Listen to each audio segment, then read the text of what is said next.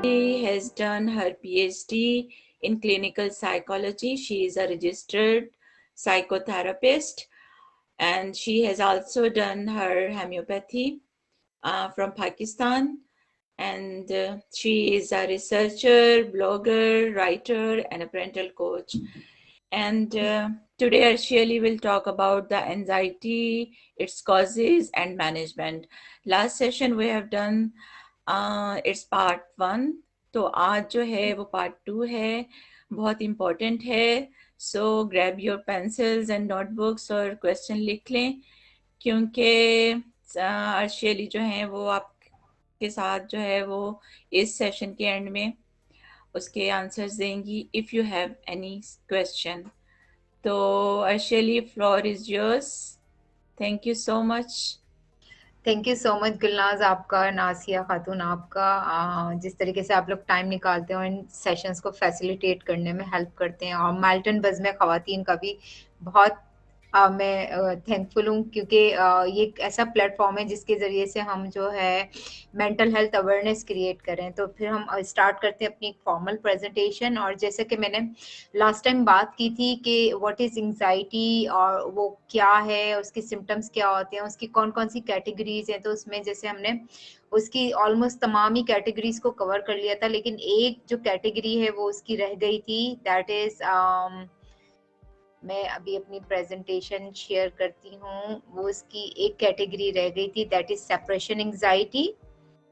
तो फिर हम बात करते हैं कि व्हाट एग्जैक्टली सेपरेशन एंग्जाइटी क्या होती है। सेपरेशन एंग्जाइटी में बेसिकली क्या होता है, जैसे कि इसके नाम से ही जाहिर है कि इसमें एंग्जाइटी के सिम्टम्स आते हैं if you are separating with someone something. तो इसमें क्या है कि recurrent and excessive engage about being away from love one. जैसे कि अगर कोई बच्चा स्कूल जब नया नया जाता है तो उसके अंदर एंग्जाइटी, सेपरेशन एंग्जाइटी की अलामत आती है, या कोई बच्चा जब यूनिवर्सिटी जाता है या हॉस्टल में उसको रहना पड़ता है, या जॉब के सिलसिले में जब लोग कहीं दूर चले जाते हैं, या जैसे पाकिस्तान में तो अक्सर ये देखने में आया है कि जैसे हस्बैंड जो होते हैं वो जॉब के लिए बाहर चले जाते हैं, जैसे सऊदी अरब या अमेरिका या कहीं और। तो उस सूरत में जो है वाइफ को और हस्बैंड दोनों को सेपरेशन एंग्जाइटी फील होती है। और अगर ये इतनी ज्यादा बढ़ जाती है कि उससे आपके काम करने में रुकावट अगर आती है, तो उससे फिर क्या होता है कि ये फिर डिसऑर्डर की शक्ल इख्तियार कर लेती है। और इसमें जैसे ये क्या, refusing to be away from home, nausea और स्टमक एचेज होते हैं इसके अंदर, रिपीटेड नाइटमेयर्स अबाउट सेपरेशन होता है। तो आप ये देखें कि ये बच्चों में बहुत ज्यादा कॉमन होती है और ये बड़ों में भी देखने में आती है सेपरेशन एंग्जाइटी। तो ये एक रह गया था, इसलिए मैंने इसका यहाँ जिक्र किया। अब हम बात करते हैं स्ट्रैटेजीज फॉर मैनेजिंग एंग्जाइटी, कि हम एंग्जाइटी की वो कौन कौन सी स्ट्रैटेजीज हैं जिस पे हम बात करेंगे आज, और वो कौन से तरीके हैं जिसको आप घर पे अडॉप्ट करके आराम से अपनी एंग्जाइटी को मैनेज कर सकते हैं। लेकिन यहाँ मैं एक बात आपको क्लियर करना चाहूंगी कि एंग्जाइटी को, अगर एंग्जाइटी के ट्रेंड्स आपके अंदर हैं तो ये बहुत आराम से मैनेज हो जाएगी घर में, जो भी स्ट्रैटेजीज अभी मैं डिस्कस करूंगी। लेकिन अगर वो एंग्जाइटी डिसऑर्डर में कन्वर्ट हो गया और वो इतना ज्यादा सीवियर हो गया है कि जिसकी वजह से आपकी पर्सनल, प्रोफेशनल, सोशल लाइफ पूरी तौर पर खत्म हो गई है, तो उसका भी मैं बताऊंगी कि उस सिलसिले में आप क्या कर सकते हैं। तो यहाँ पे आज मैं एक कंप्लीट पैकेज लेके आई हूँ स्ट्रैटेजीज के हवाले से। ठीक है, तो हम स्टार्ट करते हैं। तो इसमें जो सबसे पहली स्ट्रैटेजी आती है वो है डीप ब्रीदिंग एक्सरसाइजेस। इसमें मैं 4 टाइप की डीप ब्रीदिंग एक्सरसाइजेस बताऊंगी। और जैसे कि मैंने आपको पहले भी बताया था कि जो मेरी जो क्लिनिकल प्रैक्टिस है उसके अंदर मैंने ये बाकायदा देखा है, क्लिनिकल प्रैक्टिस के अंदर, कि जो डीप ब्रीदिंग एक्सरसाइजेज ने सबसे ज्यादा मेरे क्लाइंट को हेल्प किया है। तो आज मैं उन 4 एक्सरसाइजेज का जिक्र करूंगी और वो तमाम की तमाम एविडेंस बेस्ड हैं, रिसर्च बेस्ड हैं और उसके ऊपर काफी काम हुआ है ना। तो यहाँ मैं सबसे पहले ये जिक्र करना चाहूंगी कि एक्चुअली डीप ब्रीदिंग की वजह से होता क्या है। डीप ब्रीदिंग एक्चुअली आपके स्ट्रेस को रिड्यूस करती है, आपकी एंग्जाइटी को कम करती है, साथ साथ ये आपको बहुत ज्यादा काम रखने में हेल्पफुल होती है। ये आपको जो है अटेंशन, आपके फोकस को इम्प्रूव करती है, आपकी जो है हार्ट रेट को स्लो डाउन करने में आपकी हेल्प कर रही होती है, आपके ब्लड प्रेशर पे इफेक्ट डालती है, आपके साथ साथ ये कि आपके इमोशंस को कंट्रोल करती है, और ये है कि आपका जो सोशल बिहेवियर होता है इसको काफी ज्यादा प्रमोट करती है, और साथ साथ ये आपके अंदर हैप्पीनेस लेकर के आती है ये एक्सरसाइजेस। तो इसमें अब हम देखते हैं कि वो कौन कौन सी एक्सरसाइजेज हैं। तो इसमें जो मैं सबसे पहले जिस एक्सरसाइज का जिक्र करूंगी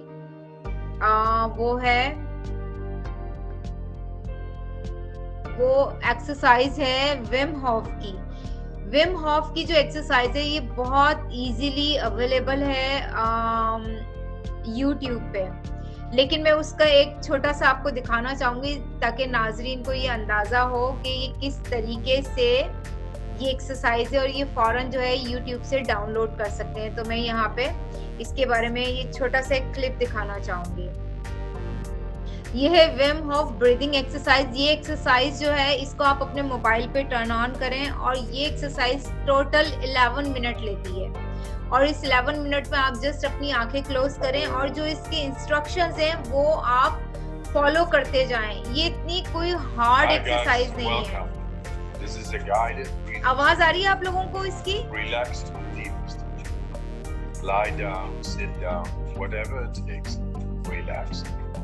गुलनाज, आप लोगों को आवाज आ रही है? जी जी आ रही है। Here we go. Round number 1. Breathe in. Breathe out. आप थोड़ा सा इसका वॉल्यूम ज्यादा करेंगी ना? Into the belly, into the chest, and let go. Like a wave. Yes आ रही है। जरा वॉल्यूम थोड़ा सा ज्यादा कर दें इसका। वॉल्यूम इसका नहीं हो पा रहा है। चलें ठीक है। We will share the link. Just keep. Okay, तो यहाँ पे बस मैं ये इसका ये क्लिप दिखाना चाह रही थी। तो आप सेम यही वाली ये बिगनर एक्सरसाइज है, इस एक्सरसाइज को लगाएं और सिर्फ 11 मिनट, अगर आप डेली बेसिस पे 11 मिनट अगर इस एक्सरसाइज को करते हैं तो आपको विद इन अ वीक जो है प्रोमिनेंट चेंज नजर आएगा अपने इमोशंस में, अपने ओवरऑल एंजाइटी को कंट्रोल करने में ये हेल्प करेगी, और ओवरऑल आपकी फंक्शनिंग बहुत बेहतर होगी। लेकिन अगर आप इसको अपनी डेली रूटीन का पार्ट बना लेंगे तो फिर आप हमेशा बहुत ज्यादा काम और पुरसुकून रहेंगे। तो इस एक्सरसाइज ने मेरी क्लिनिकल प्रैक्टिस में मुझे बहुत ज्यादा हेल्प की है। मेरे बहुत सारे क्लाइंट्स को इससे बहुत ज्यादा फायदा हुआ है। मैंने यहाँ ये इसलिए स्टॉप किया कि ये आप अपने मोबाइल पे इसको डाउनलोड कर लें और फिर उसके बाद जो है आप इसको कर सकते हैं। अब मैं नेक्स्ट एक्सरसाइज का जिक्र करूंगी। उस एक्सरसाइज ने भी बहुत ज्यादा मुझे जो है क्लिनिकल प्रैक्टिस में हेल्प किया है। वो एक्सरसाइज है 4-7-8 ब्रीदिंग एक्सरसाइज। 4-7-8 ब्रीदिंग एक्सरसाइज जो है, स्पेशली ये एक्सरसाइज जो है ये एंजाइटी को ही कम करने के लिए डॉक्टर एंड्रयू विल ने इसको डेवलप किया था, और ये बिल्कुल एविडेंस बेस्ड है। और इस एक्सरसाइज का बेसिक थीम क्या है कि आप बस 4-7-8 वर्ड जो वर्ड्स हैं वो आप याद रखें। 4 का मतलब ये है कि आपने अपने नोज के थ्रू जो है वो ब्रीथ इन करना है, और उसको काउंट 7 आपने उसको होल्ड करना है, और उसको काउंट 8 जो है एक्सेल करना है by your mouth with Wuxi sound. तो 4-7-8 ब्रीदिंग एक्सरसाइज अगर आप यूट्यूब पे लिखेंगे तो आपको बाकायदा डॉक्टर एंड्रयू विल की जो है वो एक्सरसाइज जो है वो बाकायदा आपको मिल जाएगी इसका ट्यूटोरियल। तो यहाँ पे ये मैंने इसलिए इस वीडियो को यहाँ अपलोड नहीं किया क्योंकि बहुत सारी स्ट्रैटेजीज हैं जो मुझे यहाँ बतानी है। तो बहरहाल 4-7-8 एक्सरसाइज जो है ये बहुत ज्यादा हेल्प करती है एंजाइटी को रिलीज करने के लिए। और यहाँ पे मैं ये बताना चाहूंगी कि इसको करने का सही तरीका क्या है कि अगर आपको बहुत ज्यादा एंजाइटी हो रही है और वो कंट्रोल में नहीं आ रही, तो उस सूरत में आप ये कर सकते हैं कि आप अपने मोबाइल पे हर आवर का एक जो है टाइमर सेट कर लें, और एवरी आवर जो है आपने इस की डीप ब्रीदिंग जो है 4-7-8 एक्सरसाइज जो है आपने करनी है, और एटलीस्ट कम से कम 4 साइकिल करने हैं। यानी एक पूरा साइकिल क्या है कि आपने काउंट 4 इनहेल किया, काउंट 7 आपने होल्ड किया, और काउंट 8 आपने एक्सेल किया with Wuxi sound with your mouth. तो ये एक साइकिल है। तो ऐसे आपने सिर्फ 4 साइकिल करने, और इसको करने में आपको सिर्फ 1 मिनट 10 सेकंड या 1 मिनट 5 सेकंड आपको लगेंगे। तो ये एक्सरसाइज आप जरूर अपनी डेली रूटीन का हिस्सा बनाइए, और अगर आपको एंजाइटी नहीं है तो तब भी इस एक्सरसाइज को अपनी डेली रूटीन का हिस्सा बनाइए, खास तौर से सुबह उठते ही और रात को सोने से पहले। इसके बाद जो नेक्स्ट एक्सरसाइज है, इस एक्सरसाइज ने भी जो है मेरी क्लिनिकल प्रैक्टिस में मेरे बहुत सारे क्लाइंट्स को जो है हेल्प किए उनकी एंजाइटी को मैनेज करने के सिलसिले में। तो ये इस स्क्वायर ब्रीदिंग एक्सरसाइज को बॉक्स ब्रीदिंग भी कहा जाता है। तो स्क्वायर ब्रीदिंग में बेसिकली क्या होता है कि आपने सबसे पहले अपने नाक के जरिए सांस लिया, काउंटिंग 4 या 4 सेकेंड। फिर उसके बाद क्या कि आपने उस जो भी आपने सांस लिया है या इनहेल किया उसको आपने होल्ड करना है काउंटिंग 4 या 4 सेकेंड। उसके बाद वो आपने ब्रेथ आउट करना है, उस ब्रीदिंग को आपने बाहर निकालना है अपने माउथ के जरिए, जैसे कि पिक्चर में भी दिखाया जा रहा है विथ वूशी साउंड। और उसमें क्या है कि आपने काउंट करना है 4 सेकेंड, या आपने सिर्फ काउंट 4 करना है। उसके बाद क्या करना है कि आपने नेक्स्ट ब्रेथ लेने से पहले अपनी बॉडी को रेस्ट देना है, यानी आपको कोई सांस नहीं लेना है काउंटिंग 4 या 4 सेकेंड तक। तो ये स्क्वायर ब्रीदिंग है, ये ब्रीदिंग भी आपकी एंजाइटी को बहुत हद तक मैनेज करने में हेल्प करेगी। उसके बाद एक और जो एक्सरसाइज है दैट इज स्ट्रॉ ब्रीदिंग। इस एक्सरसाइज के बारे में मेरे ख्याल में आप लोगों ने नहीं सुना होगा। स्क्वायर ब्रीदिंग क्या है, मैंने यहाँ पे ये जो है वो स्ट्रॉ रखी हुई है, मैं इससे आपको करके बताऊंगी कि ये स्ट्रॉ ब्रीदिंग कैसे की जाती है। स्ट्रॉ ब्रीदिंग का कॉन्सेप्ट ये है कि ये basically kind of a mindfulness से इसका थोड़ा लिंक है, लेकिन जो है ये अगेन डीप ब्रीदिंग है। इसमें क्या है कि आपने सांस जो है अपनी नाक से लेना है, काउंटिंग 8 to 12। अब ये आपकी अपनी कैपेसिटी के ऊपर है कि आप 8 काउंट करने तक सांस लेते हैं या टिल 12 तक जाते हैं। तो इसमें आप जो है सांस 9 काउंट तक भी ले सकते हैं, 10 काउंट तक भी ले सकते हैं, it's totally up to you, but between 8 to 12। और ये आप ये कह सकते हैं 8 to 12 सेकेंड्स आपने जो है सांस लेना है नाक के जरिए। और उसके बाद क्या करना है कि इस स्ट्रॉ को आपने अपने मुंह में लगाया ऐसे करके, और जो भी आपने सांस लिया उस स्ट्रॉ के जरिए विथ प्रेशर आपने जो है इसको बाहर निकालना है। इसमें होल्डिंग बिल्कुल भी नहीं है। जैसे मैं आपको क्वेश्चन जी आपका मतलब है कि हमने सांस इनहेल कर लिया, नाक से, उसको होल्ड किया, हाँ, लेकिन वो उस दौरान अगर मुंह खोल के स्ट्रॉ मुंह में डालेंगे तो आप इसमें मैनेज हो होल्ड नहीं जाएगा। करना। ये देखें ये ऐसे होगा, ये मैंने मुंह में लगाया और अच्छा, मैं अब मुंह में, नाक से ओके, सांस मुंह में, ओके। है।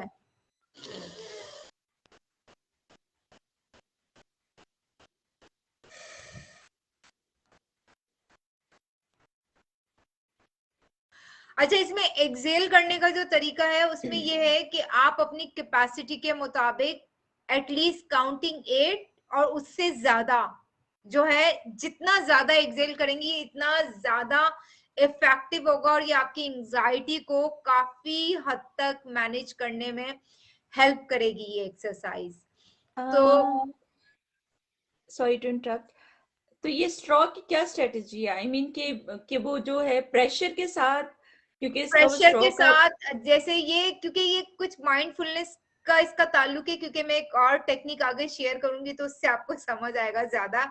इसमें ये है कि जब आपको एंजाइटी हो रही है तो आपकी जो तवज्जो है वो इस तरफ जाएगी। वैसे आपको इसकी बहुत सारी यूट्यूब वीडियो मिलेंगी स्ट्रॉ ब्रीदिंग की, या आपके जो है चोकिंग, जिसमें जैसे पैनिक अटैक आपको हो रहा है, यहाँ पे आपको चोकिंग की फीलिंग हो रही है, या आपको लग रहा है जिससे बहुत ज्यादा मेरा दम घुट रहा है, तो ये एक्सरसाइज उस वक्त बहुत ज्यादा हेल्पफुल है। उसमें ये कि जब आप इसको ये लगाते हैं तो आपका एक्चुअली ध्यान भी बढ़ रहा होता है, फिर आप इसको जब होल्ड करते हैं और एक प्रेशर के साथ ये करते हैं तो आपके जो वोकल कॉर्ड्स होते हैं वो इसके साथ एडजस्ट होते हैं। एक मुंह खोल के एक्सेल करने में और इसके साथ आप करके देखेंगे, आपको दोनों का फर्क पता चलेगा कि क्या डिफरेंस है। अर्शी, ये जो चार आपने बताई हैं सारी ब्रीदिंग, इनके जो लिंक्स हैं ना, प्लीज इसमें कमेंट बॉक्स में जरा शेयर कर दीजिएगा। ओके, इन ओके, चारों के जो आपने अभी बताई हैं सारी। ठीक है। तो अभी तो फिलहाल नहीं कर सकती मैं, लेकिन मैं नहीं नहीं, इंशाल्लाह। आफ्टर द सेशन या ओके, एंड पे करेंगे, एंड पे। एंड पे, ठीक है। अच्छा, अब आइए नेक्स्ट टेक्निक की तरफ। तो ये 4 डीप ब्रीदिंग एक्सरसाइजेज हैं जो बहुत ज्यादा हेल्प करती हैं। इसके बाद एक और है, ये इस टेक्निक ने बहुत ज्यादा हेल्प किया है मेरे क्लाइंट्स को मेरी क्लिनिकल प्रैक्टिस में। ये समझ लें ये टॉप 1 के ऊपर होती है। और ये वाली जो है grounding technique, it is called 5 4 3 2 1 grounding technique. इस टेक्निक में बेसिकली क्या होता है कि ये टेक्निक सबसे ज्यादा जो इफेक्टिव होती है, ये पैनिक अटैक्स में सबसे ज्यादा हाईली रिकमेंडेड है। इसके साथ साथ अगर जर्नलाइज एंजाइटी का प्रॉब्लम है या उसका इशू है, तो उसमें भी ये टेक्निक बहुत ज्यादा हेल्प करती है। और जैसा कि मैंने आप लोगों को बताया था कि पैनिक अटैक के दौरान जो होता है, आपको ऐसा लगता है कि अब बस मौत वाकई होने वाली है, चॉकिंग की फीलिंग होती है और दम घुट रहा होता है और ठंडे ठंडे पसीने आने लगते हैं और बहुत ज्यादा नेगेटिव जो थॉट्स होती हैं वो आ रही होती हैं। इसमें जैसे कि इस टेक्निक को मैं एडमिनिस्टर करके बताती हूँ कि ये कैसे आप करेंगे ना। तो एक मिनट, मैं जरा वीडियो की तरफ देखूं। अब मैं बताती हूँ कि ये टेक्निक एक्चुअली जस्ट अ करेंगे कैसे सेकेंड, आप। जस्ट अ सेकेंड, पहले आप स्टार्ट करें। मैं आपसे एक क्वेश्चन इससे रिलेटेड करना चाह रही थी जी, कि पूछिए। ये सारी आपकी वो 5 सेंसेस आपने हैं इसमें सब ना, हम्म। तो मैं ये क्वेश्चन पूछना चाह रही थी कि इसके ऑर्डर चेंज हो सकते हैं? जैसे 5 टाइम आपने कहा कि देखना है 5 चीजों हम्म। को और ये 4 चीजों आपके को अपने टच, ऊपर डिपेंड करता है ना, या ये कोई आपके। जो हाँ, मर्जी सेंस यूज कर लें, यानी नहीं आप नहीं नहीं 5 नहीं, चीजों को टच भी कर सकती हैं हाँ, या 5 चीजों यही को टच ऑर्डर, भी कर सकते हैं। नहीं नहीं नहीं नहीं, ऑर्डर ये चेंज हो इस सकता है? ऑर्डर चेंज हो सकता ओके है और मेरे कुछ क्लाइंट्स ने ऑर्डर चेंज करके भी इस एक्सरसाइज को ओके, काफी इफेक्टिव पाया है ना। अब जैसे चलें ठीक 5 है। का मतलब यहाँ पे है कि आपने इंस्टेंटली 5 चीजों की तरफ देखना है। जैसे अगर मैं यहाँ बैठी हुई हूँ तो इस वक्त मैंने इस टिश्यू पेपर बॉक्स को देखा, अपने लैपटॉप को मैं देख रही हूँ, मैंने इस गिलास को देखा, अपने मोबाइल की तरफ देखा और इस टेबल को मैंने देखा। इसी वक्त मैंने जो है 5 चीजों को अपनी आंखों के जरिए देख लिया। फिर मैं फौरन ही जो है 4 चीजों को टच करूंगी। जैसे मैंने इसी वक्त मोबाइल पे हाथ लगाया, अपनी टेबल को टच किया, या मैंने जो है इस गिलास को हाथ लगाया, गिलास को टच करके मैंने फील किया कि ये कितना हार्ड है और क्या है। और साथ साथ ये कि मैंने अपने मोबाइल को भी टच कर लिया। ठीक है। फिर क्या है कि मैं कोई 3 जो साउंड्स हैं उसको उसकी तरफ अपने जो है कानों को लगाऊंगी या उनको सुनने की कोशिश करूंगी। तो जिसमें जैसे कि एक मैं अपनी आवाज सुन पा रही हूँ, दूसरा मैंने इस टेबल के ऊपर ये आवाज क्रिएट की, और तीसरा ये है कि मुझे बाहर से कुछ ट्रैफिक की आवाज आ रही है ना, मैं उस पर फोकस करूंगी। तो इससे क्या हुआ कि मेरी जो तवज्जो थी, ये जो मेरे जो 3 सेंसेस तो फिलहाल अभी कनेक्ट हो गए। फिर उसके बाद ये है कि मैं अपनी नाक के जरिए 2 कोई चीजों को स्मेल करूंगी या कोई 2 चीजें ऐसी होंगी जिसकी खुशबू मुझे डिस्ट्रैक्ट करेगी। जैसे मैं कोई परफ्यूम जो है उसको करने की कोशिश करूंगी, या वाटर की भी एक स्मेल होती है वो सूंघेगी, या फिर जो है जैसे कि मिंट होता है, अगर आपके पास मिंट, वो आप सूंघ सकते हैं। या कोई भी अच्छी स्मेल 2 टाइप की, या कोई खाने का, अगर खाने की चीज रखी है आपके फ्रिज में तो आप फौरन उसको निकाल के वो आप सूंघ सकते हैं उसकी स्मेल को। तो ये स्मेल का जो कॉन्सेप्ट है ये भी आपकी उस एंजाइटी से आपको जो है वो डिस्ट्रैक्ट करेगी। साथ साथ ये है कि identify one thing you can test. तो आपने अपनी टंग को एंगेज करना है। तो उस सिलसिले में जैसे कि मैं यहाँ पे इस वक्त पानी का सिप लेती हूँ, उसको मैं फील करूंगी। अगर आपको पानी से एलर्जी है या आपको इतना अच्छा नहीं लग रहा उस एंजाइटी के टाइम पे, तो आप कोई भी जैसे कोई भी अच्छी सी चीज खा सकते हैं। जैसे अगर अचार रखा है वो लिया आपने अपनी जबान पे रख लिया, कुछ नहीं तो चाट मसाला निकाला वो थोड़ा सा जो है अपनी जबान के ऊपर छिड़क लिया, या फ्रिज से कुछ निकाला आपने, फौरन ही कोई ना कोई चीज आपने टेस्ट करनी है। लेकिन मेरी क्लाइंट ने मुझे ये बताया कि उसको जो सबसे ज्यादा जब वो डल फील करती थी या बहुत ज्यादा नेगेटिव थॉट्स आती थी या उसको एंजाइटी होती थी, तो वो कहती थी कि मैं अगर फौरन ही कोई चीज चटपटी चीज खाती थी तो उसका इफेक्ट मेरे जो इमोशंस के ऊपर बहुत ज्यादा अच्छा पड़ता था। तो ये आप अपने अकॉर्डिंग कर सकते हैं इसका। यस, ऑफ कोर्स आप इसका ऑर्डर आगे पीछे कर सकते हैं कि आप जो है 4-5 चीजों को टच कर सकते हैं और कोई 4 चीजें आप देख सकते हैं। लेकिन देखने के हवाले से जो है वो 4 चीजें आसान होती हैं देखनी, वो सॉरी 5 चीजें देखनी आसान होती हैं उस टाइम जब आपको कोई पैनिक अटैक हो रहा हो या आप GAD से अगर आप सफर कर रहे हो, तो ये टेक्निक बहुत ज्यादा हेल्प करती है।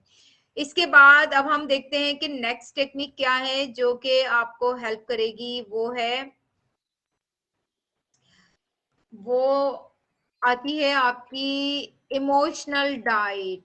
इमोशनल डाइट की जो है वीडियो इंशाल्लाह जो है वो गुल बना करके, क्योंकि इमोशनल डाइट के ऊपर एक पूरा मैंने लेक्चर दिया है और उसके अंदर मैंने इन डिटेल इमोशनल डाइट के डिफरेंट कंपोनेंट्स बताए। इमोशनल डाइट मैं यहाँ रिकमेंड करूंगी कि ये आपको एज अ प्रिवेंटिव मेजर लेनी चाहिए। यानी अगर आपको कोई एंजाइटी नहीं है, आप अल्हम्दुलिल्लाह बहुत सेहतमंद है, तो इमोशनल डाइट को अपनी डेली लाइफ का हिस्सा बनाइए, तो आपको जो है लाइफ में कभी भी एंजाइटी या डिप्रेशन या इमोशनल प्रॉब्लम या कंसर्न होने के चांसेस बहुत कम है। अगर मेरे पास एंड में टाइम बचेगा तो मैं इमोशनल डाइट के ऊपर फोकस करूंगी, अदरवाइज इसकी वीडियो जो है वो गुलनाज प्रोवाइड कर देंगी। तो अब हम चलते हैं आगे। Affirmations for anxiety, positive affirmations. तो यहाँ पे मैं ये बताना चाहूंगी कि जो एंजाइटी का जो है बहुत ज्यादा जो लिंक है वो अफर्मेशन से भी पाया जाता है या उस सेल्फ टॉक से पाया जाता है जो अमूमन हम लोग अपने साथ कर रहे होते हैं। क्योंकि जैसे कि आपको याद होगा कि मैंने एंजाइटी का एक आइसबर्ग आप लोगों से शेयर किया था पिछली उसके अंदर, उसमें मैंने बताया था कि किस तरीके से एंजाइटी बिल्ट होती है, और उसमें मैंने वहां ये हवाला भी आपको दिया था। क्योंकि एंजाइटी में क्या है कि आप बहुत ज्यादा नेगेटिव सोच रहे होते हैं और वो बार बार सोच रहे होते हैं, बहुत ज्यादा एप्रीहेंसिव होते हैं, और एक ना खत्म होने वाली जो होती है वो थॉट प्रोसेस चल रही होती है। और जैसा कि मैंने लास्ट सेशन में भी बताया था आप लोगों को कि ये एक रिसर्च है जिसमें ये बताया गया था कि अगर आप किसी भी अफर्मेशन को, चाहे वो पॉजिटिव है या नेगेटिव है, अगर आप उसको more than 400 time to 1000 time अगर आप रिपीट करते हैं अपने ब्रेन में, तो that become part of your neural activity. तो वो आपके जो न्यूरॉन्स हैं उसके वो उस तरीके से मोल्ड हो जाते हैं एंजाइटी के लिहाज से। क्योंकि अगर आप नेगेटिवली सोचे जा रहे हैं और एक चेन ऑफ थॉट स्टार्ट हो गया और वो किसी सूरत कंट्रोल नहीं आ रहा, तो आप देखें कि वो लोग जो एंजाइटी से सफर कर रहे होते हैं, आप देखें कि वो तो सुबह दोपहर शाम सोने की हालत में हर वक्त इसी टाइप की चीजें सोच रहे होते हैं। और उसकी वजह से आप देखें कि वो कितना ज्यादा उनकी जो न्यूरल एक्टिविटी होती है वो किस कदर यानी मोल्ड हो चुकी होती है या उस हिसाब से वो टर्न हो चुकी होती है। तो वो बहुत मुश्किल होता है लोगों को इस चीज से निकलने के लिए। लेकिन यहाँ पे मैं आपको बताऊं कि अगर आपको इस चीज की अवेयरनेस हो जाती है कि जी आपको एंजाइटी ही है और एंजाइटी जो है वो आपकी नेगेटिव थॉट प्रोसेस से ही लिंक कर रही है, तो उस सिलसिले में फिर ये है कि मैं अपनी क्लिनिकल प्रैक्टिस में ये करती हूँ कि जब मेरे पास एंजाइटी के क्लाइंट्स आते हैं और वो जब नेगेटिव थॉट्स का जिक्र करते हैं, तो मैं उनसे कहती हूँ कि आप मुझे एक पूरी नेगेटिव थॉट्स की एक लिस्ट बना के दें। जब वो मुझे वो पूरी लिस्ट क्रिएट करके देते हैं, तो मैं फिर उस लिस्ट के अकॉर्डिंग कस्टमाइज जो है पॉजिटिव अफर्मेशंस जो उनकी एंजाइटी से लिंक कर रहे होते हैं वो मैं उनको डेवलप करके देती हूँ। और उसको वो करते हैं, आईने के सामने खड़े होकर प्रैक्टिस करते हैं, रात को सोने से पहले प्रैक्टिस करते हैं, और एवरी आवर जो है वो उसको प्रैक्टिस करते हैं। और आपको याद होगा मैंने लास्ट सेशन में एक पैनिक अटैक वाली खातून का जिक्र किया था कि किस तरीके से उनको पैनिक अटैक हुए थे। तो आप यकीन करें उनका जो इलाज है वो इसी पॉजिटिव अफर्मेशंस के जरिए ही उनका इलाज हुआ है। उनको सिर्फ 2 टेक्निक्स ने उनके पैनिक अटैक्स को खत्म किया, और वो थे पॉजिटिव अफर्मेशंस जो उन्होंने मुझे एक लिस्ट बना के दी थी। फिर मैंने उनके कस्टमाइज्ड जो था एंजाइटी रिड्यूस करने वाले उनको बना के दिए। क्योंकि आप देखिए कि जो नेगेटिव थॉट्स चलती हैं किसी के भी दिमाग में, और बेशक सब बहुत सारे लोगों की अगर डायग्नोसिस एक ही है कि अगर बहुत सारे लोग जैसे एंजाइटी डिसऑर्डर से सफर कर रहे हैं और GAD या पैनिक अटैक है, लेकिन सबका जो थॉट प्रोसेस है वो टोटली डिफरेंट होता है। तो उसमें हम ये नहीं कह सकते कि ये वाले पॉजिटिव अफर्मेशंस आपको हेल्प करेंगे, नहीं, वो जो आपके कस्टमाइज पॉजिटिव अफर्मेशंस है वही आपको हेल्प करेंगे। तो उस क्लाइंट को कस्टमाइज पॉजिटिव अफर्मेशंस ने और दूसरा डीप ब्रीदिंग 4-7-8 एक्सरसाइजेस ने जो उसने बहुत रेगुलरली की और हर आवर टाइमर लगा के अपने मोबाइल पे की, और वो 80% उसका जो क्योर था वो इन 2 टेक्निक से उसका क्योर हुआ था। तो यहाँ पे मैं ये बताना चाह रही थी। तो यहाँ पे आपको ये समझ आया होगा कि पॉजिटिव अफर्मेशंस क्यों इतने ज्यादा अहम होते हैं। और जैसे कि इसमें मैं कुछ अफर्मेशंस का जिक्र करना चाहूंगी, जैसे कि आप इस टाइप के अफर्मेशंस, अगर आपको एंजाइटी नहीं है या अगर आपके अंदर सिर्फ एंजाइटी के ट्रेंड्स हैं, डिसऑर्डर नहीं है, तो उसमें आप जैसे इस टाइप के अफर्मेशंस अपने ब्रेन में बार बार रिपीट कर सकते हैं, जैसे I am relax, I am peaceful, I am relax, I am so काम। तो इस टाइप के जो अफर्मेशंस हैं ये आपके माइंड को बहुत ज्यादा काम रखेंगे, बहुत ज्यादा रिलैक्स रखेंगे। अच्छा, इसके बाद आइए एक और टेक्निक का मैं जिक्र करना चाहूंगी। ये टेक्निक जो है it is called rubber band technique. अब इस टेक्निक को मैं एडमिनिस्टर करके बताऊंगी कि ये टेक्निक कैसे हेल्प करती है एंजाइटी में। मैंने यहाँ पे रबर बैंड भी रखा हुआ है। इस टेक्निक में बेसिकली क्या होता है, ये टेक्निक क्यों होती है और इसका क्या है, मैं थोड़ा सा इसका बैकग्राउंड बताना चाहूंगी रबर बैंड टेक्निक का। और आई होप कि आप लोगों ने ये टेक्निक नहीं सुनी होगी, लेकिन ये मैंने जो है किताबों में हमारे टीचर्स ने हमको बताई, और उसके बाद जो था पाकिस्तान में ये जो था प्रैक्टिकल एप्लीकेशन के तौर पे काफी सारे क्लाइंट्स पे एडमिनिस्टर की, मैंने खुद ये की है। और यहाँ पर भी मैं अपने क्लाइंट्स पे ये रबर बैंड टेक्निक अप्लाई करती हूँ और ये उनको बहुत ज्यादा फायदा करती है। ये टेक्निक कहने को तो ये एक रबर बैंड है, लेकिन ये इतनी इफेक्टिव टेक्निक है। इसमें बेसिकली क्या होता है कि देखें, जब किसी इंसान को सबसे पहले जब कोई इलाज के लिए आता है तो उसको सबसे पहली जो होती है उसको ये अवेयरनेस दी जाती है इलाज के दौरान कि आपको, आपकी डायग्नोसिस ये है और आप इस बीमारी से सफर कर रहे हैं। जैसे आपको एंजाइटी है, और फिर एंजाइटी में ये देखा जाता है कि एंजाइटी का लिंक क्या है, वजह क्या है।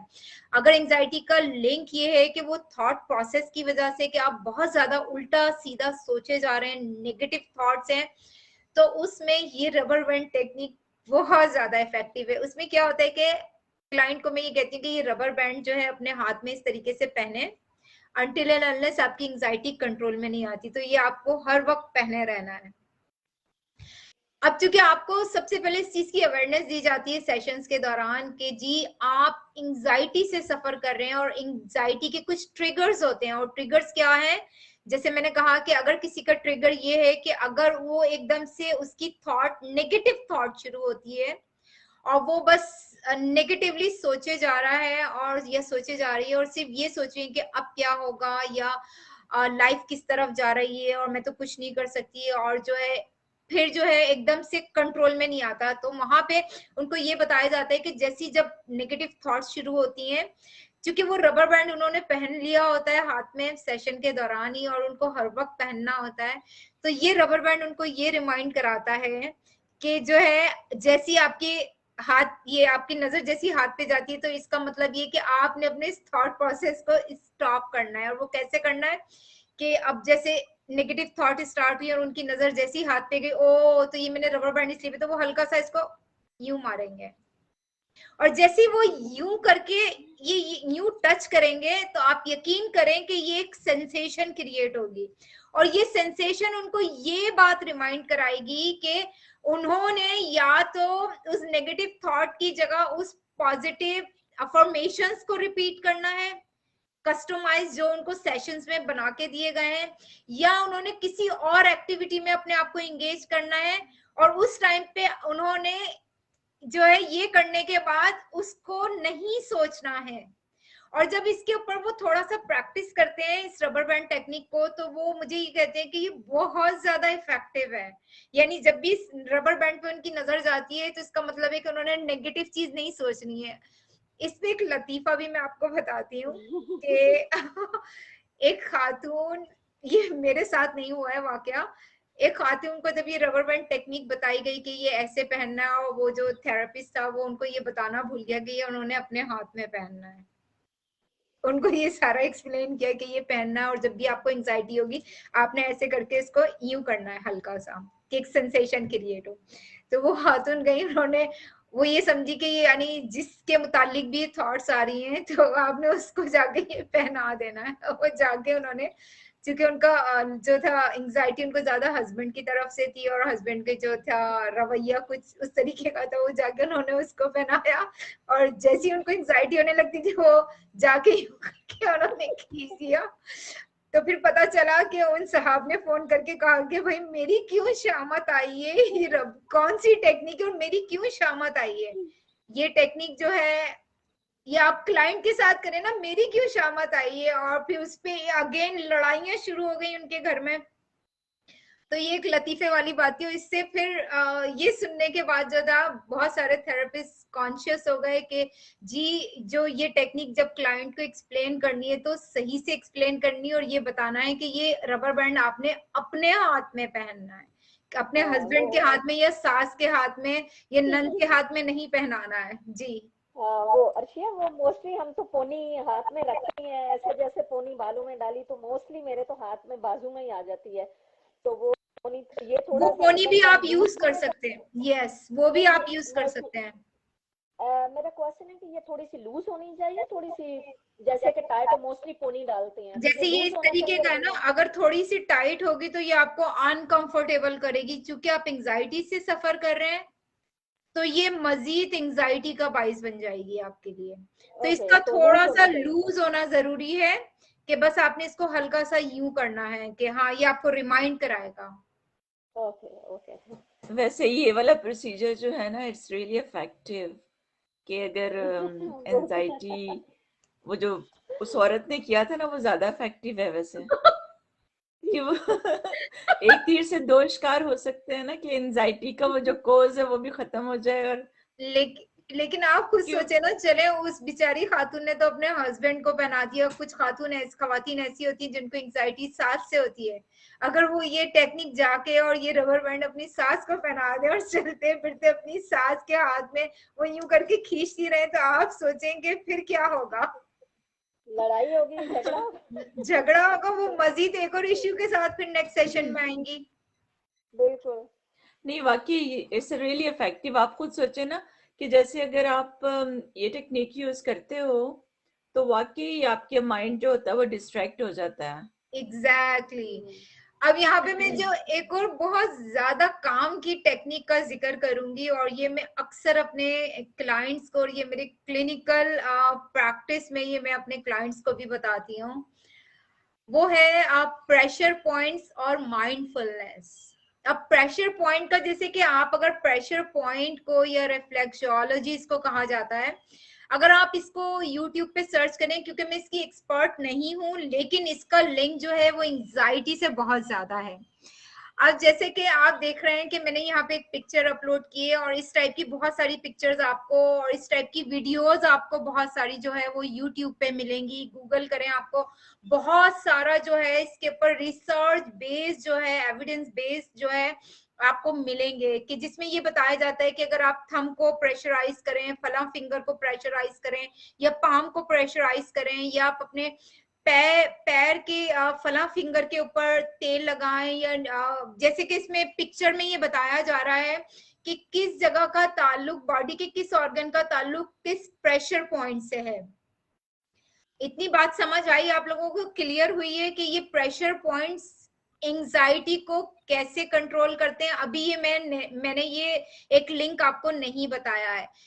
अब मैं आपको एक नेक्स्ट चीज जो बताना चाह रही हूँ, अगर आप नीचे देखें, नीचे मैंने कुछ पिक्चर्स अपलोड किए हैं, जैसे कि क्रोशिया करने की है, या हैंड एम्ब्रॉयडरी की है, या एक खातून जो है वो आटा गूंद रही है, या एक खातून जो है वो वेजिटेबल जो है उसको कट कर रही हैं।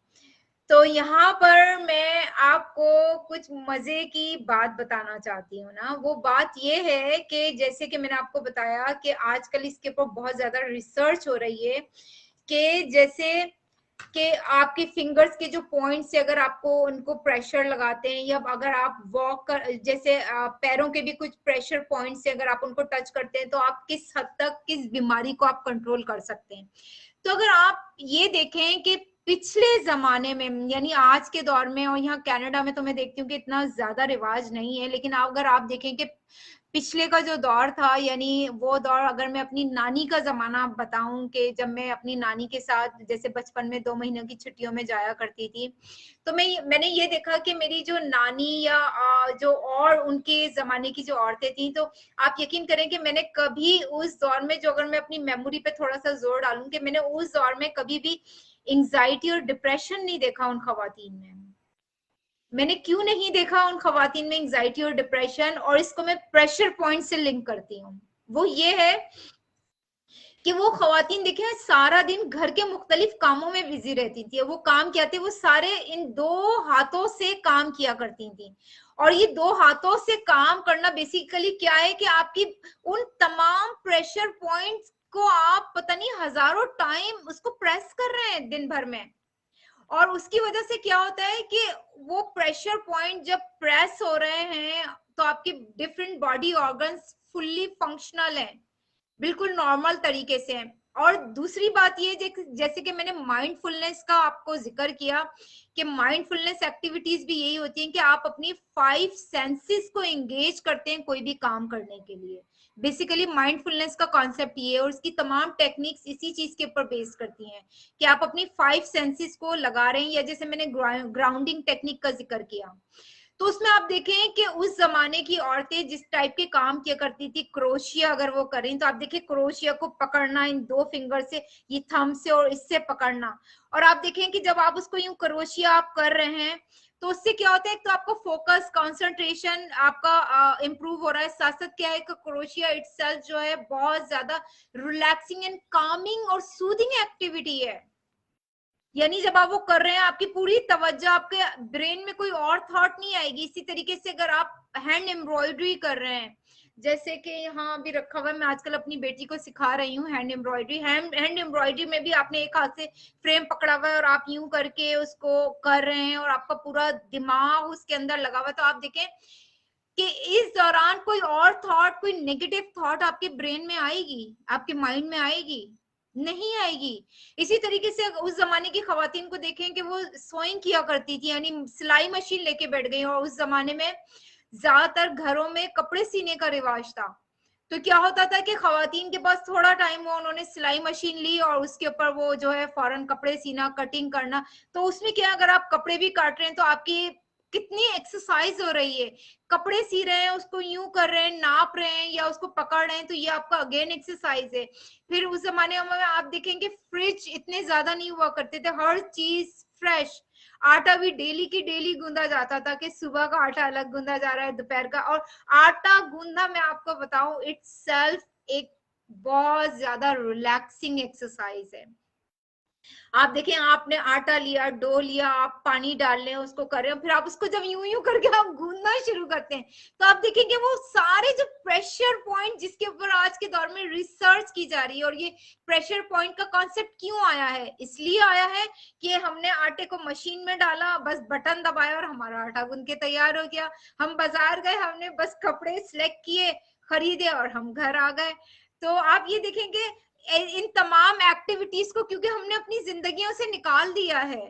इसी तरीके से आप देखेंगे खाना बनाना, कि उसमें आप चॉपिंग कर रहे हैं, ये कर रहे हैं, तो आप देखेंगे इसकी जगह मशीनों ने ले ली है, कि आप जो है बल्क में मशीन वो सब्जियां काट लेते हैं, या आपने ये कर लिया, वो कर लिया, तो या आपने जो है प्याज तली हुई ले ली। तो उससे क्या है कि आपका वो जो एक प्रेशर पॉइंट, एंगेजमेंट, एक जो क्वालिटी थी, वो सारी की सारी, वो जो एक रिदम था पुराने दौर में लाइफ का, जो रिदम था, वो रिदम आज के दौर में टूट गया है या वो कोलैप्स कर गया है।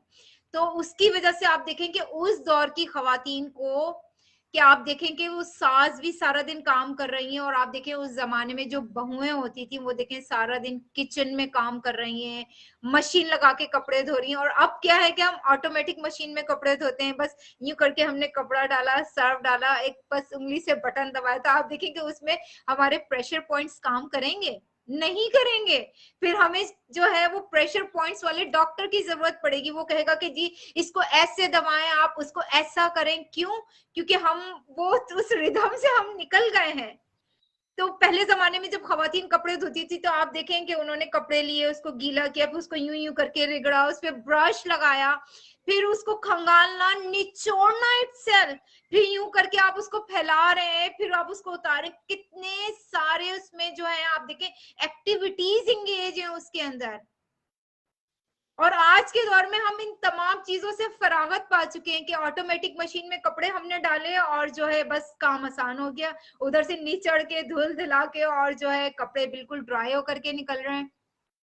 इसी तरीके से आप देखेंगे पुराने दौर में घरों के अंदर जो था इमाम दस्ता होता था, तो उसको पकड़ के जो है, और मैं यहाँ पे अपनी मम्मी जान का जिक्र करना चाहूंगी कि हमारे घर में जब तक मेरी शादी नहीं हुई थी तो उस टाइम तक हमारे घर में जो था ये रिवाज था कि सिल पे मसाला पीसा जाता था।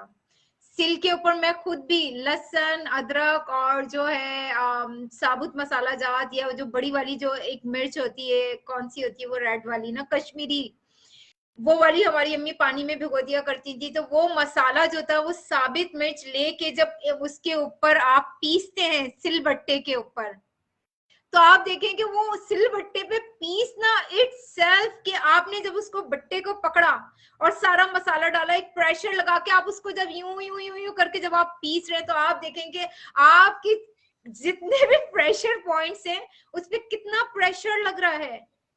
और यहाँ पे मैं अपनी मम्मी जान को इस चीज का क्रेडिट देना चाहूंगी कि जिस तरीके से उन्होंने हमें इन तमाम एक्टिविटीज में इंगेज रखा, उस वक्त शायद वो बर्डन लगता होगा, लेकिन मैं समझती हूँ कि उसकी वजह से, जैसे कि मैं ये समझती हूँ कि मेरे अंदर कभी एंग्जाइटी नहीं आई, क्योंकि वो बहुत ज्यादा फिजिकल काम का हमारे घर में बहुत ज्यादा रिवाज था। तो उसमें मसाला पीसना, कबाब पीस रहे हैं आप, कोफ्ते पीस रहे हैं सिल के ऊपर, तो आप देखेंगे उसकी वजह से तमाम प्रेशर पॉइंट कितने एक्टिव रहते हैं। जी अच्छा, वो मैं क्या बता रही थी कि ये चीज है ना, ये चीज इस पे गुस्सा कंट्रोल करनी है, ये वाले गुस्से की है ये चीज। तो जब हम फिर ऐसे ऐसे करते हैं ना, तो या कोई चीज करते हो, तो इस प्रेशर पॉइंट से जो है ना वो गुस्सा कंट्रोल होता है, ये एंगर का है। एग्जैक्टली बिल्कुल आप ये बात सही कर रही हैं। तो इसमें जब ये आप जैसे ये सिलवट्टा, मैं समझती हूँ सिलवट्टा होना चाहिए या कनाडा जैसे मुल्क में भी, कि ये जी एक बहुत ज्यादा माइंडफुलनेस और ये एंग्जाइटी को कितना कंट्रोल करता है, और साथ साथ देखेंगे कितने मजेदार खाने भी बन जाते हैं आपके ना।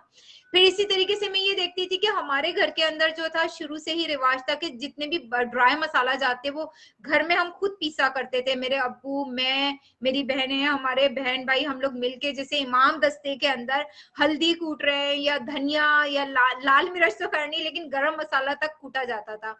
तो उससे मैं ये देखती थी कि ये एक तरीके की माइंडफुलनेस एक्टिविटी है। और अब देखें कि अगर आप अब इन चीजों में इंगेज नहीं है, आप क्या करते कि मसाले आपने उसमें डाले, अव्वल तो आप तो जहमत ही नहीं करती हैं खवातीन के मसाले पीसे, बस गई बाजार जाके डब्बे पिक किए, चाट मसाला, गरम मसाला और लाए, और कहते हैं कि जी बहुत कन्वीनियंस है। और फिर उस फारिग टाइम में आप क्या कर रहे होते हैं? फिर अगर एंजाइटी नहीं होगी, पैनिक अटैक्स नहीं होंगे, तो फिर क्या होगा? क्यों? क्योंकि आपने एक कहावत सुनी होगी और वो कहावत बहुत मशहूर है और आप सब एग्री करेंगे उस कहावत से कि जो खाली दिमाग होता है वो शैतान का कारखाना होता है। ये बिल्कुल हकीकत है। जब तक आप बिजी रहेंगे ना, चाहे वो फिजिकली है या मेंटली, अगर आप इंगेज है किसी भी क्रिएटिव काम के अंदर, तो ये आपको बहुत ज्यादा हेल्प करेगी ये चीज। और आप देखिए उस जमाने में और भी बहुत सारी एक्टिविटीज थी कि बैठ के झाड़ू आप दे रहे हैं, या आप जो है बैठ के पोछा घर में लगाया जा रहा है, तो पोछा लगाने के दौरान में भी आप देखें कि जो है आपके किस तरीके से आप रिगड़ के सफाई कर रहे हैं या आप बाकी डस्टिंग कर रहे हैं, तो आपके तमाम प्रेशर पॉइंट्स तो ऑटोमेटिकली एक्टिव हो गए ना। और अगर आप देखें कि उस जमाने की खवातीन को मोटापे के भी मसले मसाइल नहीं थे। हमारे तो दौर का एक बहुत बड़ा मसला मैं देखती हूँ खवातीन का यही है कि मोटापा, फिर एंजाइटी और डिप्रेशन बहुत कॉमन है खवातीन में। तो मैं यहाँ पे यही कहना चाहूंगी कि इन एक्टिविटीज को अपनी लाइफ का हिस्सा बनाइए। और अगर आपके घर में आपकी बेटियां हैं और आप मदर अगर ये सुन रही हैं, तो मैं ये हाईली रिकमेंड करूंगी कि आप जो है अपनी बेटियों को हाथों से काम करने की आदत डालिए।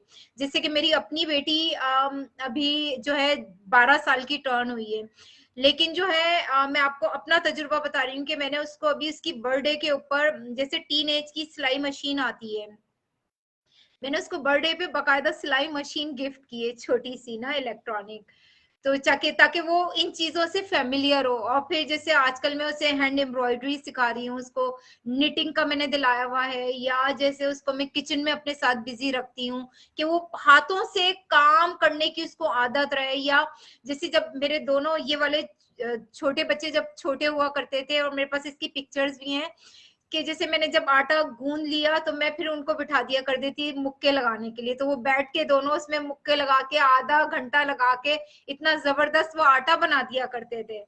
और उसमें क्या है कि एक तरीके के प्रेशर पॉइंट उनके जो थे वो एक्टिव रहते थे। और आप देखें कि आज के दौर में हम बच्चों को बहुत ज्यादा, मैं समझती हूँ माओ को मैंने देखा बहुत ज्यादा रिलैक्सेशन देते हैं, ये चीज सही नहीं है। ये चीज उनको बहुत ज्यादा हाइपर टेंसिव कर देगी, या वो उनको एंजाइटी की तरफ लेकर के जाएगी। तो अगर आप मदर्स हैं और ये सुन रहे हैं तो प्लीज इन चीजों के ऊपर फोकस करें। जी कहिए गुलनाज। या वो बच्चों के लिए प्लेडो और वो जो गुइज मिलती हैं वो काफी अच्छी है, काफी उनके अच्छी होती है वो, प्रेशर पॉइंट्स एग्जैक्टली। के लिए अच्छी है, यस। अच्छी है।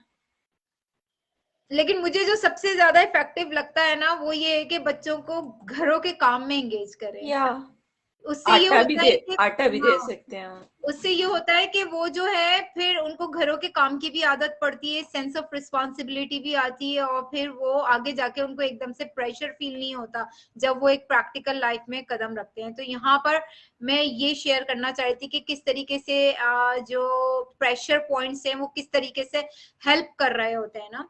तो अब हम आगे की तरफ चलते हैं कि नेक्स्ट एक्टिविटी क्या है। आई होप कि ये प्रेशर पॉइंट वाली बात और माइंडफुलनेस एक्टिविटीज आपको बहुत अच्छे तरीके से समझ आई होगी।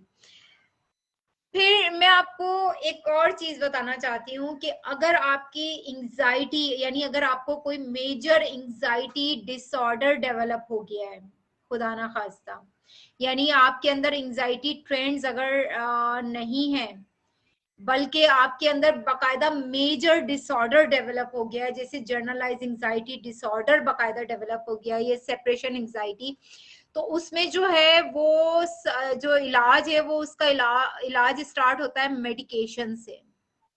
क्योंकि जो क्लाइंट होते हैं वो फौरन ही इन टेक्निक्स पे अमल नहीं कर सकते हैं। क्यों नहीं कर सकते हैं? क्योंकि वो इतने ज्यादा ओवरवेल्म्ड होते हैं, या वो इतने ज्यादा एंग्शियस हो चुके होते हैं, या इतने ज्यादा फिटीक उनके अंदर आ चुकी होती है, या उनका फोकस खत्म हो चुका होता है डिसऑर्डर्स की वजह से, कि वो ये टेक्निक्स अप्लाई नहीं कर सकते हैं। तो उस सिलसिले में फिर जो है कि फौरन अपने फैमिली डॉक्टर से, साइकेट्रिस्ट से या साइकोलॉजिस्ट से आप राब्ता करें। लेकिन मेडिसिन आपको सिर्फ दो ही लोग प्रिस्क्राइब कर सकते हैं, वो आपका फैमिली डॉक्टर है या साइकेट्रिस्ट।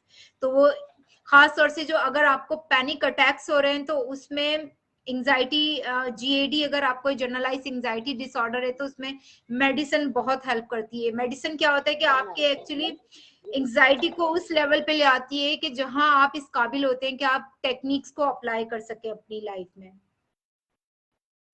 अब हम देखते हैं कि नेक्स्ट कैटेगरी क्या है स्ट्रैटेजीज के हवाले से। वो कैटेगरी है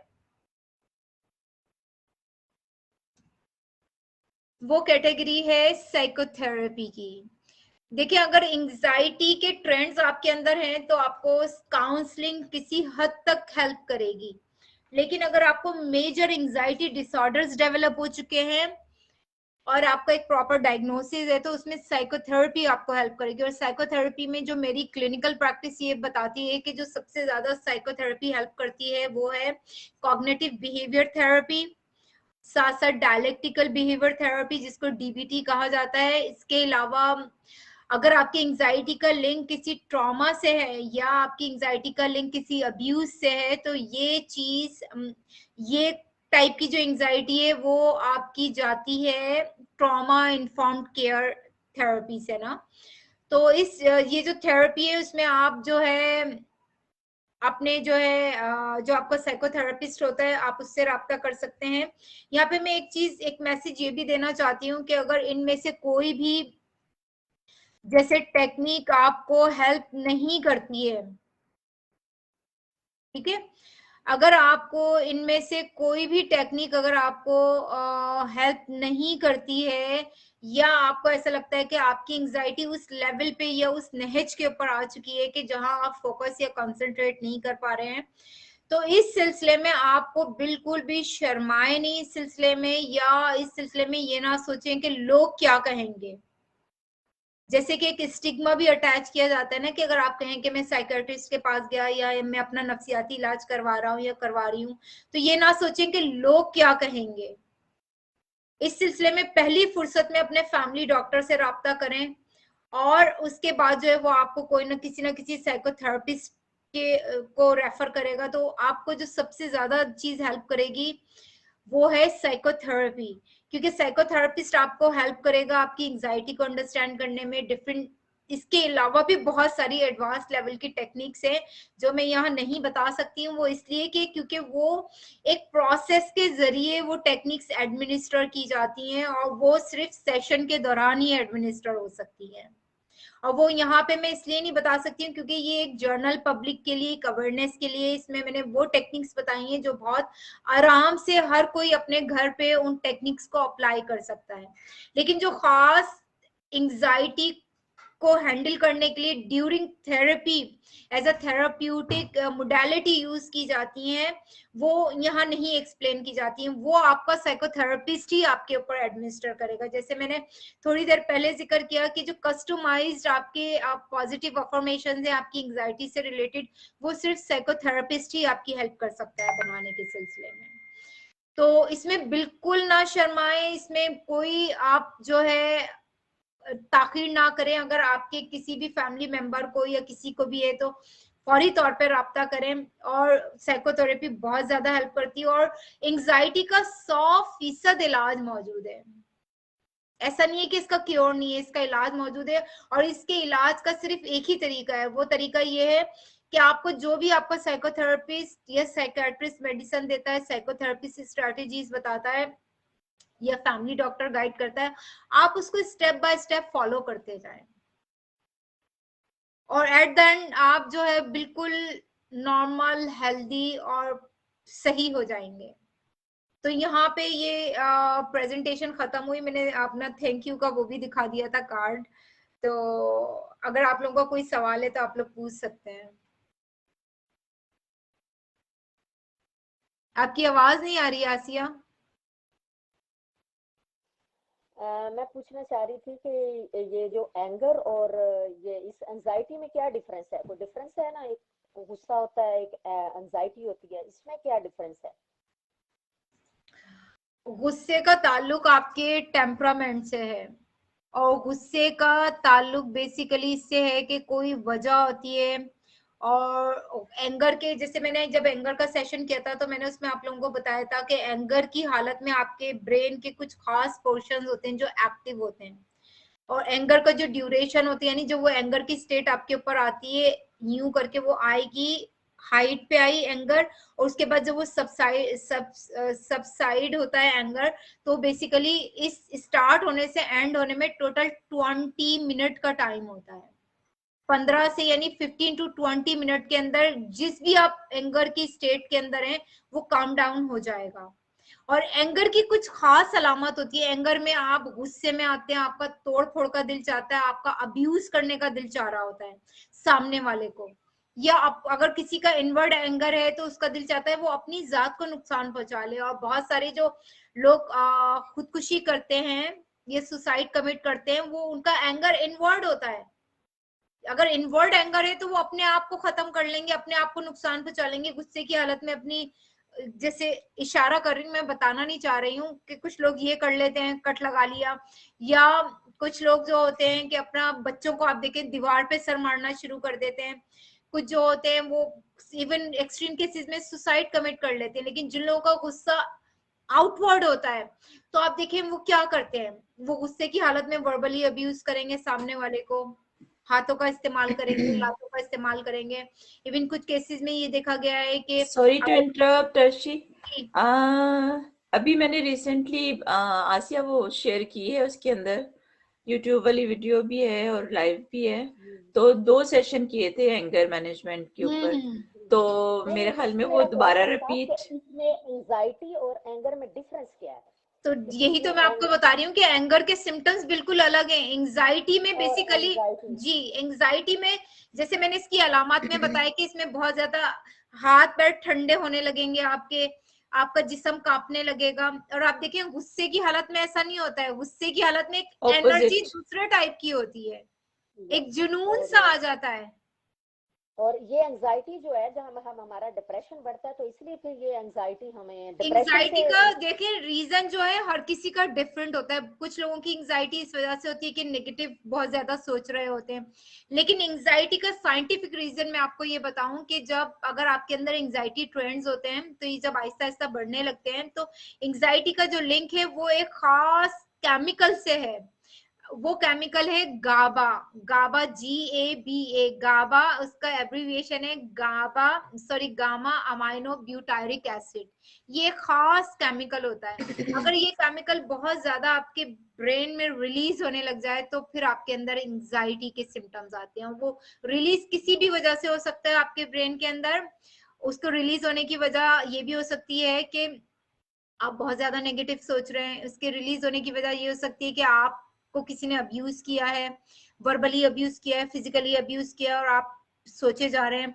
उसका XYZ कोई भी रीजन हो सकता है। या आप जो एक हेल्दी आपका लाइफ स्टाइल नहीं है उसका वो भी रीजन हो सकता है। या जैसे आज के दौर में ये इसलिए कि उसका एक लिंक प्रेशर पॉइंट से भी निकल रहा है कि आप जो है बहुत ज्यादा आराम पसंद हो गए हैं कि बस आराम से आप बैठे हुए टीवी देख रहे हैं और कोई अपने हाथों का इस्तेमाल नहीं कर रहे हैं। तो इसका एक लिंक ये भी है। तो इसमें क्या है कि जो मैंने मेडिसिन का जो आपको जिक्र किया है, मेडिकेशन एक्चुअली जो इसकी मेडिकेशन होती है एंग्जियोलेटिक, ये एंजाइटी की जो खास मेडिसिन होती है वो एक्चुअली आपके ब्रेन में जाके उस केमिकल को फिक्स करती है। एग्जैक्टली यही वो मेडिसिन ही मेरे हस्बैंड ने ली है तो उनका ये 2 साल उनको ये प्रॉब्लम रही है तो अब जाके 1 साल से उनको ये प्रॉब्लम। लेकिन जैसे आपके हस्बैंड को 2 साल ये प्रॉब्लम रही, लेकिन अगर आपके हस्बैंड जैसे उस मेडिसिन के साथ अगर एक प्रॉपर साइकोथेरेपी अगर लेते, जैसे मैंने एक क्लाइंट का जिक्र किया था कि उनको 1.5 मंथ में उनको पैनिक अटैक्स उनके खत्म हो गए थे।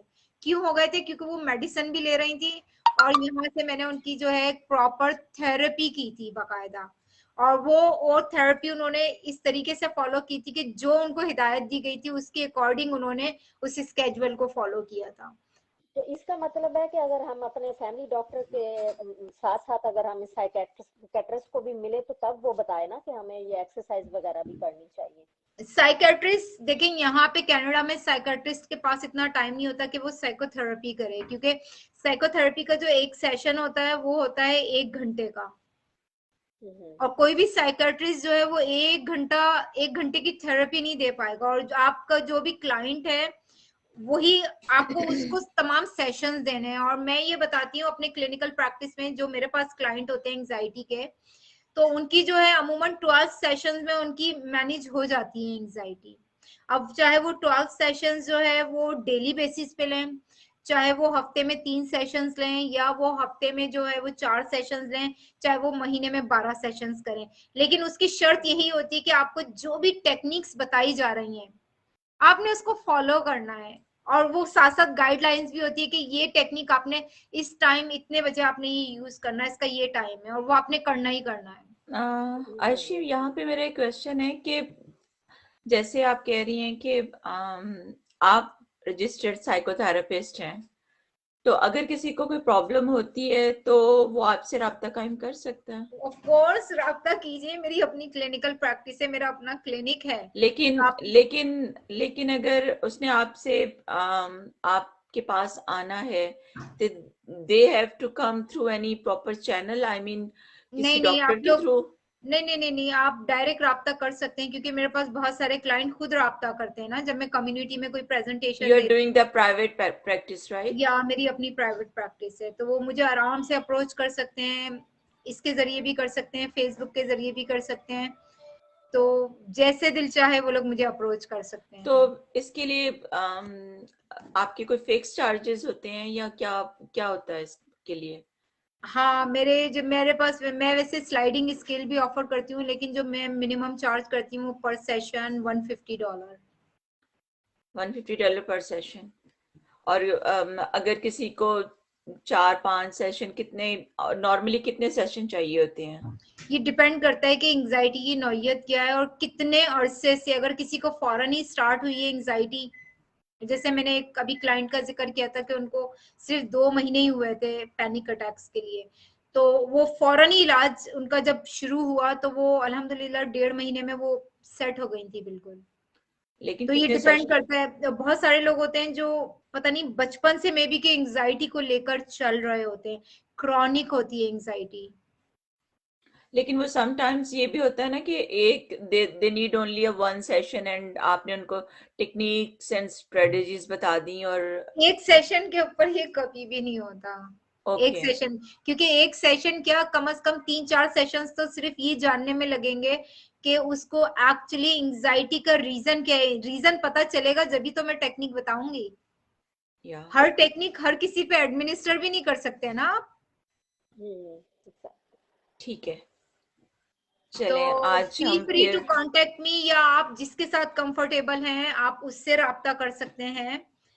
तो ये आपके अपने ऊपर है। तो मैं चूंकि MBA motor vehicle accident field के अंदर एक एजेंसी के साथ काम कर रही हूँ, तो वहां मेरे पास तमाम क्लाइंट वो आते हैं जिनको phobia anxiety after accident develop होता है। जो तो पाकिस्तान मेरा में काम ही यही होता है कि उनकी जो है वो एंजाइटी को टैकल करना, उनकी एंजाइटी मैनेज तो करवाना।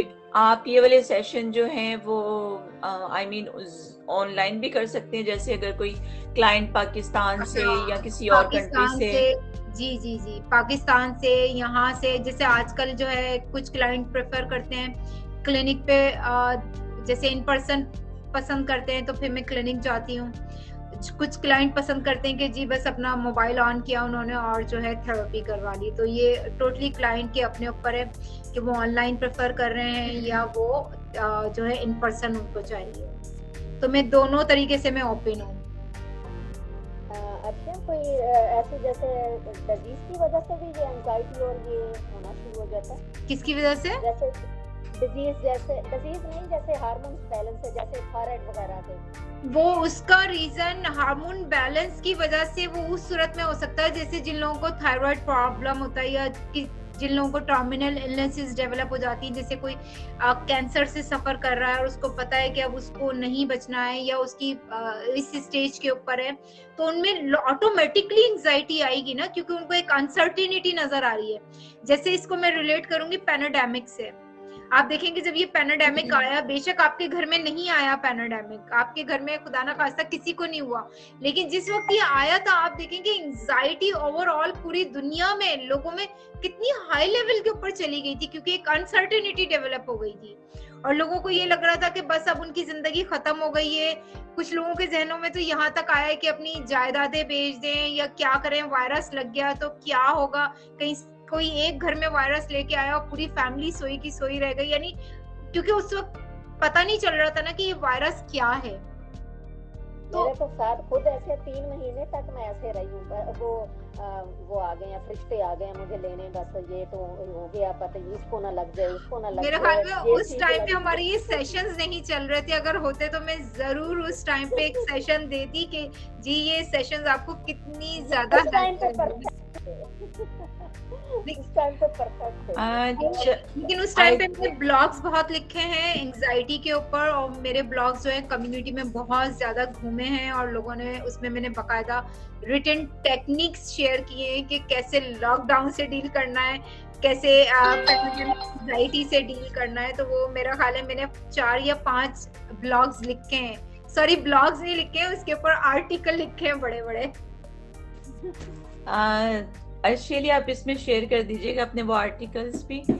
तो मेरे ख्याल में अब टाइम जो है वो हो गया है, तो आज हम अपने जो सेशन है उसका इख्तिताम करते हैं।